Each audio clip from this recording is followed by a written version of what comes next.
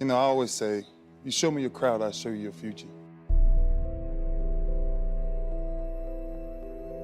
If you want to know where you are or what port you're on, look in your cell phone.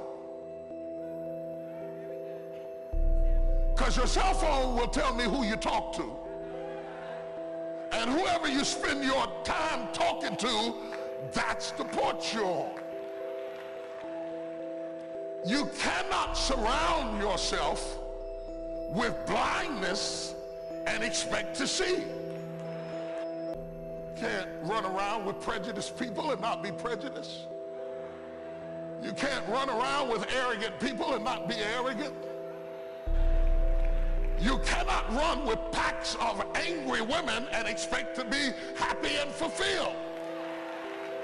You cannot hang out with a bunch of defeated, going nowhere, no vision men and be an overcomer. You are who you hang around. Because if I am down and everybody else is down around me, then down becomes normal. But what makes down terrible is when you are down and you can still see up. I'm begging you, man. I'm begging you from a man to a man. Let go. Let go. Let go of these people who you know aren't for you. Here's a big one. If you're not feeling it, find new friends. I'm being dead serious about this. This one is real big for me. Who you hang out with is a huge deal. And again, these are all tried and true things, right? We've heard you're the whatever of the 5 friends you spent. Like, that's real. That one, put in the bank. Like, if you're not feeling it, you need to go to meetup.com and go to 10 meetups of people that are hungry. Like, it's unbelievable what happened to me when I got into the Silicon Valley world and started meeting like Mark Zuckerberg and like Ev Williams and like Travis. Like, it changed my life. This town, actually, it's fun for me to tell this story here. South by Southwest 2007 changed my life because I hung out. I forced myself to go to a Web 2.0, which later became social media, the current state of the internet conference, South by Southwest. And I was looking at all these kids. And by the way, this is when tech wasn't cool. Straight fucking nerds. But they were trying to change shit. They weren't here for kicks and giggles. They weren't here to hook up. They were here to like change the world. Like, I'm gonna build a product that is gonna be in every single person's hand. Like, and they have. Like, the Twitters and the Facebooks and the Ubers, they did. And it was the biggest impact of my career. And it's something I think a lot about now. So anyway, real practical. If you feel motivated by this conversation or you're intrigued by it, add one new winner friend. Yeah. Like, you know what I mean? 100%. Add one new winner friend and cut one loser friend. Like, yeah, I know he's been your boy since 4th grade, but he sits at home and fucking smokes weed and plays 2K all day. Like, you can only love him so much. If you look around you, take a look at the 5 people who you spend the most time with. Those people reflect not only who you are, but who you're going to become. So to me, once you've made the decision that you deserve to live a life that reflects every desire that you could ever have, and that you are capable of living at your full potential, then the next step is making the choice that you're going to surround yourself with people who've got the same mindset. Because even if all of y'all have not reached your goals, if you're striving together, that'll hold you accountable to keep moving forward. And they can pull you back on track when you get off track, right? That's really important. I think beyond that, I think that the people around you, being very selective of who you put yourself around is so important, because ultimately, the people who you place yourself around are going to be your support system once you do get to your destination. Here's something real.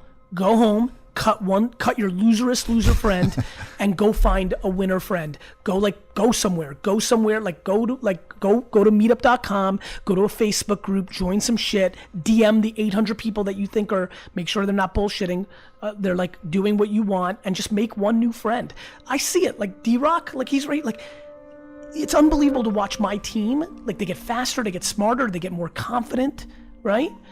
It's real, man, it's real. Confidence and like hunger gets passed on to each other. It's like team dynamics. It's why like a great player that sucks shit can fuck a team up. Like go audit your circle, add one more winner, decrease one more. Is choose your peer group really, really well.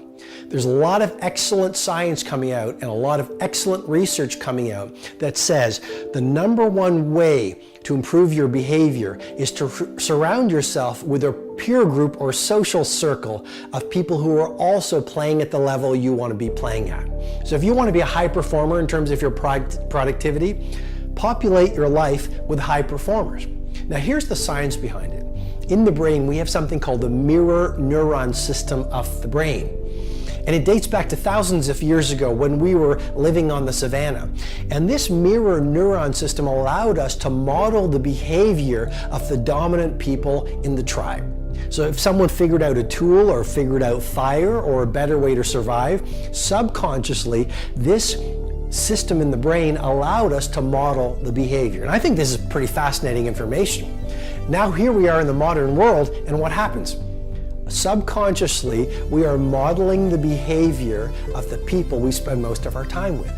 And so if you are around victims, you will start behaving like a victim. If you are around people who are mediocre performers, you will subconsciously start behaving like them. If you're around people who gossip, who are not A players, who do not produce very much, you will subconsciously, because of the mirror neuron system in the brain, start performing like them. Why else is it important to surround yourself with a peer set or a social orbit of A players? Emotional contagion. And that's a scientific phenomenon that simply says we pick up on the emotions of the people that are around us. And so if you are around a social circle of people who are inspired, people who want to do great work, people who want to be ultra productive, people who want to be innovative, people who are relentlessly optimizing their work, their thinking, their creativity, just being around them will allow you to adopt their energy and their ways of being. Hang with the heroes. Well, if you followed me before in other mastery sessions, or maybe it's Facebook or Instagram, or you've read my books, you know that I believe you become your conversations. Because listening to an audiobook or reading a book is nothing more than having a conversation with the author. And you do become the people you surround yourself with. And so what I'm encouraging you to become fearless is to read the books of people who have transcended adversity. I mean, it might be a Nelson Mandela, it might be an Elon Musk, it might be a Martin Luther King Jr., it might be someone in your neighborhood who overcame adversity and you decide to have a conversation over coffee with them. I mean, a lot of times the media will ask me, well, Robin, your books work for people who had great backgrounds, people who have a lot of money, people who had the lucky breaks. That's just not true. If you look at the people who've become iconic in business and in whatever the field might be, most of the time, those are people who actually came from nothing, or they had a lot of adversity, but the adversity allowed them to get to know their talents, the adversity developed their strength, the adversity allowed them to become better thinkers, and they actually used failure to develop greater levels of freedom. And one of the best ways to do that is to read the books or listen to the audiobooks or to spend time with people who've overcome adversity, who have been frightened, and they've transcended it to higher levels of confidence and bravery. Just stop already, man. Stop. Man, what happened to Pops when he started a business? He failed. What happened to Mom and Dad? They got a divorce. What happened to us? We lived 6 different places. Was it fun? Hell no, it wasn't fun. What happened in high school to you? Did you play baseball? Did you play high school basketball? Did you get picked up for football? Did you date the girl you like? What was your GPA? Who were you in high school? Who were you afterwards? What makes you think you're gonna make it in life? Man, you gotta stop selling this stuff to this guy, man. Stop it. It's getting old. Go get that job that you let go of paying you $12 an hour and part-time get a degree. Stop taking these damn risks. We're not meant to do something big with our lives. Simple as that. Are we done? I'm done. I'm good. Okay, good. Pat, I want you to know this voice is never going away. This voice is always going to be there. No matter how much money you're going to make, it's always going to be there. The great thing about it is, though, every morning you wake up, you have a choice on which voice to listen to. But I want you to think about a completely different thing right now. Let's just say you do nothing. Let's just say you buy into your fears. Let's just say you buy into every single thing you're worried about. Let's just say you don't make any decisions to go after your dreams. Fast forward 10 years from now, 20 years from now, 30 years from now, 40 years from now. Let's just say your funeral's around the corner. You have 50 people there, 100 people there, maybe 200 people show up. These are your friends, family, and people that love you. So you'll be loved for one generation, remembered for 2 generations, and forgotten after that. Is that truly the life you want to live? Is that really what you want to do? I don't know if that's the life you really want to live. You see, what I've noticed is no matter what you ever do, you'll have a lot of lonely times. You can lie to your family, you can lie to your friends, you can fool the world into realizing that why you didn't win was because of some challenge that you had to face. But there's one person you can never lie to, and that is the man in the mirror. You can never lie to the man in the mirror, never. For the rest of your life, the man in the mirror is going to look back at you and say, you did not choose to go after your dreams. And you have to be okay with that. Now, what I would like to encourage you to do is to make the right choice. I encourage you to face your fears and pursue your dreams. Go pursue the dreams that matter the most to you. You only got one shot at this thing here. And if it works out, man, it's going to feel so good for you. And if it doesn't, at least you had the courage to make that decision. I hope you make the right choice. I trust you will.